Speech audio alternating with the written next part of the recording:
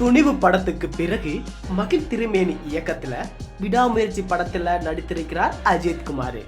Anirudh இசையமைப்புல Lyca நிறுவனம் தயாரிக்கும் இந்த படத்துல அஜித்துடன் த்ரிஷா, அர்ஜுன், ஆரவ், ரெஜினா உள்ளிட்டோர் நடிச்சிருக்கிறாங்க. படத்தின் அறிவிப்பு 2 வருடங்களுக்கு முன்பே வந்துவிட்டாலும் ஷூட்டிங் என்னவோ மெதுவாகத்தான் நடந்துச்சு. அதற்கு ஏகப்பட்ட காரணங்கள் சொல்லப்படுகின்றன.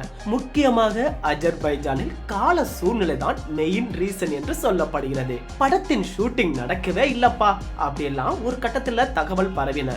அது மட்டுமின்றி விடாமுயற்சி படம் அவ்வளவுதான் என்றும் சொன்னார்கள்.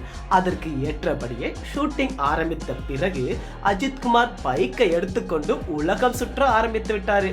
ஆனால் அப்படியெல்லாம் எதுவும் இல்லை.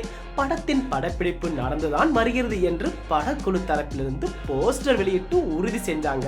அதற்கு ஏற்றபடியே படத்தின் டீசரும் வெளியிடப்பட்டது. அப்பா, ஒரு வழியா எல்லா பிரச்சனையும் முடிஞ்சு நாளைக்கு மறுநாள் விடாமுயற்சி ரிலீஸ் ஆகிருக்கிறது. இதனையொட்டி தான் படத்துக்கான ஃப்ரீ புக்கிங் தொடங்கி இருக்கிறது. அதுல முதல் நாளில் மட்டுமே ஃப்ரீ புக்கிங்ல 7 கோடி ரூபாய் வரை படம் வசூல் செய்திருப்பதாக கூறுறாங்க.